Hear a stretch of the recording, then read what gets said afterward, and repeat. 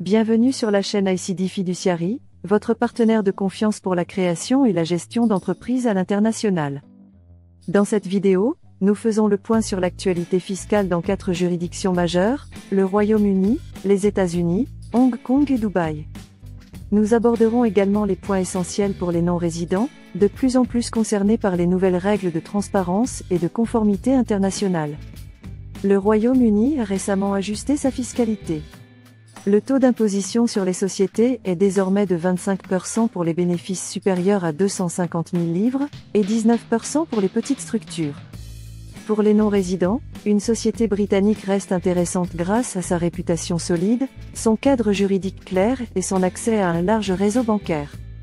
La LLC américaine reste très populaire auprès des entrepreneurs non-résidents. Sa structure est fiscale, négation logiquement transparente, les bénéfices sont imposés au niveau des membres, et non au niveau de la société. Pour un non-résident sans activité ni présence aux États-Unis, les revenus considérés comme foreign source peuvent être exonérés d'impôts américains. Cependant, depuis l'entrée en vigueur du Corporate Transparency Act, toutes les LLC doivent désormais déclarer leurs bénéficiaires effectifs à la FinCEN. Il est donc essentiel de rester en conformité, même si la société n'a pas d'activité locale. À Hong Kong, le système fiscal reste simple et attractif. 8,25% sur les premiers 2 millions HKD de bénéfices, puis 16,5% au-delà. Les revenus de sources étrangères restent exonérés, 0%, à condition de pouvoir le justifier clairement au moyen d'un audit comptable. Depuis 2023, les autorités appliquent des tests de substance économique, une société offshore purement administrative, sans présence réelle, peut être requalifiée. Depuis 2023, les Émirats arabes unis appliquent un impôt fédéral sur les sociétés de 9% au-delà de 375 000 dirhams de bénéfices. Pour les entreprises détenues par des non-résidents, le régime reste très favorable.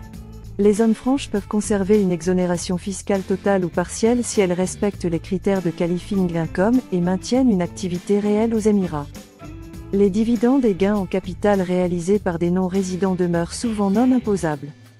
Dubaï reste ainsi une plateforme compétitive, tout en se rapprochant des standards de transparence internationale imposés par l'OCDE. Ces juridictions sont particulièrement recherchées par les acteurs du monde des affaires car elles restent toujours particulièrement business-friendly. Chez ICD Fiduciary, nous vous accompagnons dans la création, la gestion et la mise en conformité de vos structures internationales, afin d'optimiser vos activités en toute légalité. Merci d'avoir suivi cette vidéo. N'oubliez pas de vous abonner et d'activer la cloche de notification pour rester informé des évolutions fiscales dans les principales juridictions mondiales.